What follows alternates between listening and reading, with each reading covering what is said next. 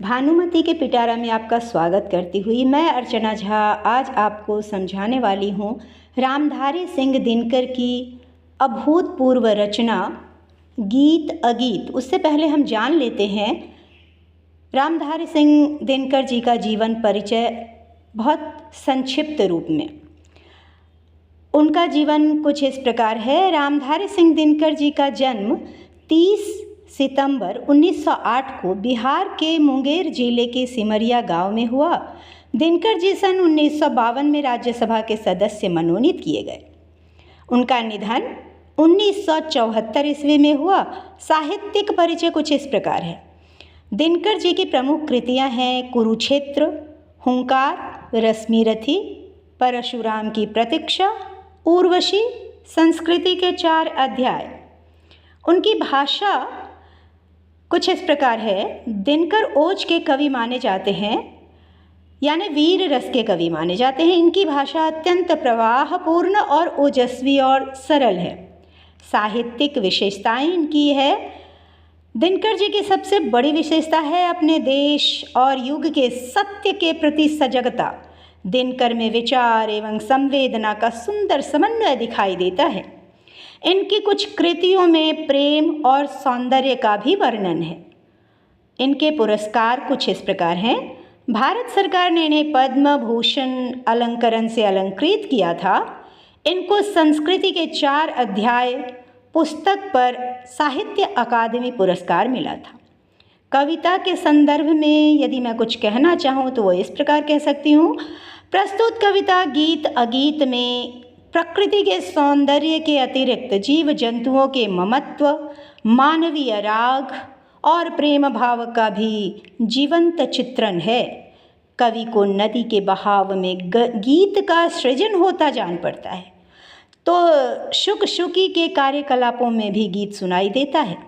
एवं आल्हा गाता ग्वाल बाल तो गीत गान में मग्न दिखाई देता ही है। कवि का मानना है कि नदी और शुक गीत सृजन अथवा गीत गान भले ही न कर रहे हों, पर दरअसल वहाँ गीत का सृजन और गान भी हो रहा है। कवि की दुविधा केवल इतनी है कि उनका वह गीत जो गाया नहीं जा रहा महज इसलिए अगीत है, सुंदर है, अथवा ग्वाल बाल द्वारा स्वस्वर गाया जा रहा गीत। यानी कि उनका कहना है, वो पूछ रहे हैं सवाल लोगों से कि जो कोई बोल करके अपने मन की बात कह देता है और जो कोई नहीं बोल पाता है, आखिर दोनों में ज़्यादा सुंदर हम किसे माने। इसी को पंक्तियों में कुछ इस प्रकार से पिरोया है। जो प्रथम अनुच्छेद है वो इस प्रकार है।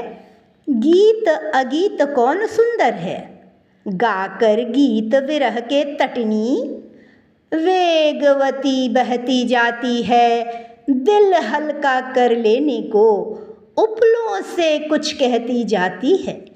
तट पर एक गुलाब सोचता, देते स्वर यदि मुझे विधाता, अपने पतझर के सपनों का मैं भी जग को गीत सुनाता।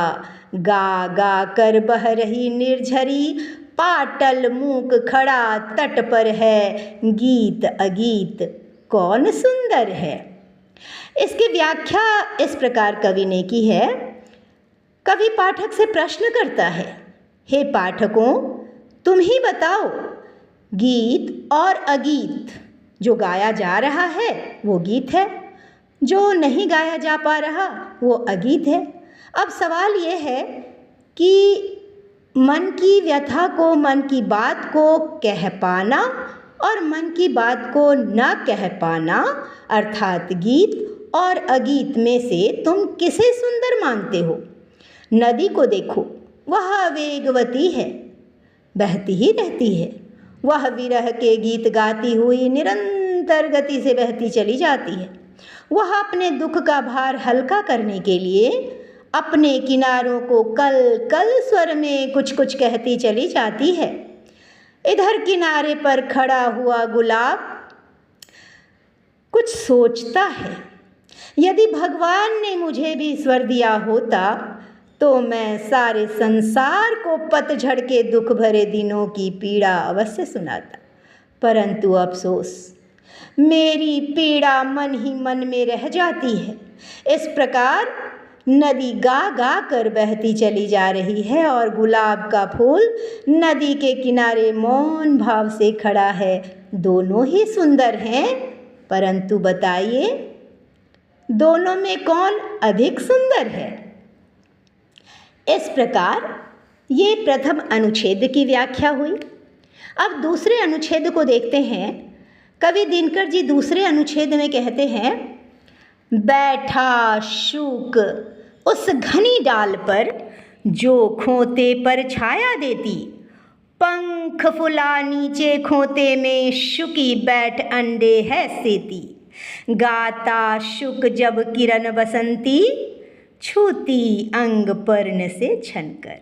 किंतु शुकी के गीत उमड़ कर रह जाते स्नेह में सनकर। गूंज रहा शुक का स्वर वन में, फूला मग्न शुकी का पर है। गीत अगीत कौन सुंदर है? गीत अगीत कौन सुंदर है? इसकी व्याख्या कवि कुछ इस प्रकार कहते हैं। कवि कहते हैं, शुक वृक्ष की उस घनी डाली पर बैठा है जिसकी छाया उसके घोंसले पर पड़ रही है। उसी घोंसले में शुकी भी बैठी है। वह अपने पंख फुलाकर अपने अंडों को से रही है। जब सूरज की वसंती किरण पत्तों से छन कर आती है और उसके अंगों को छूती है तो वह प्रसन्न होकर गा उठता है। उधर शुकी भी गाना चाहती है, किंतु उसके मन में उठने वाले गीत प्रेम और वात्सल्य में ही डूब कर रह जाते हैं। वह अपने बच्चों के स्नेह में डूबी डूबी उन गीतों को अंदर ही अंदर अनुभव करती है, क्योंकि उसे लगता है कि यदि वो गीत में मग्न हो जाए तो कहीं उसके अंडे टूट ना जाएं।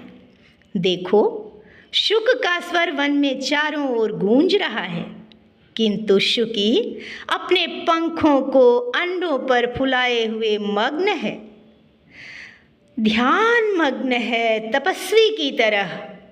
दोनों ही सुंदर हैं। शुक का स्नेह मुखर है और शुकी का मौन। शुकी बोल नहीं पा रही, शुकी गा नहीं पा रही। एक का स्वर गीत कहलाता है, दूसरे का मौन अगीत कहलाता है। तो अब आप ही बताइए, इन दोनों में कौन ज़्यादा सुंदर है? क्योंकि सुंदर तो दोनों ही हैं। कवि अपने तीसरे अनुच्छेद में कहते हैं, दो प्रेमी हैं यहाँ। जब एक बड़े साँझ आल्हा गाता है, पहला स्वर उसकी राधा को घर से यहाँ खींच लाता है।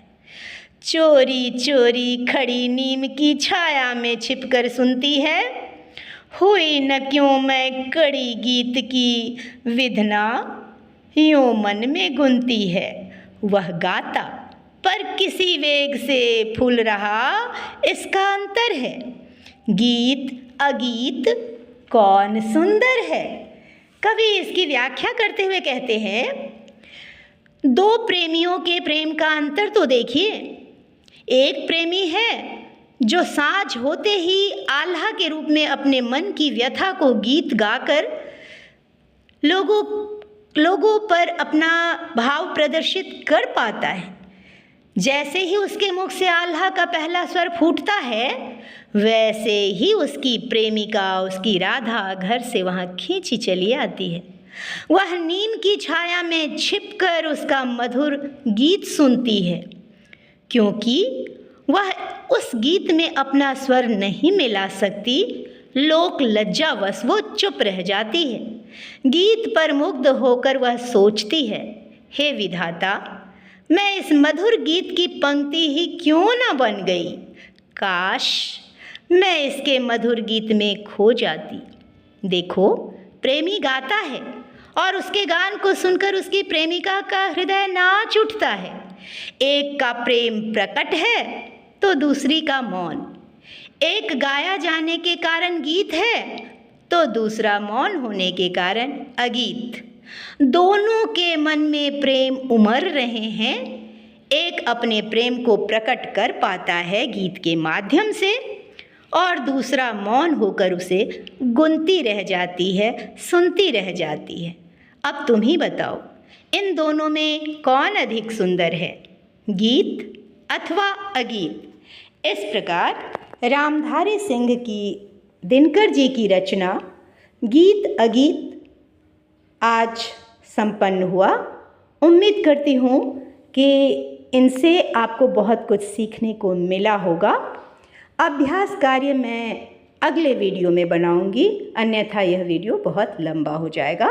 तो अभ्यास कार्य के लिए मेरा अगला वीडियो अवश्य देखिएगा।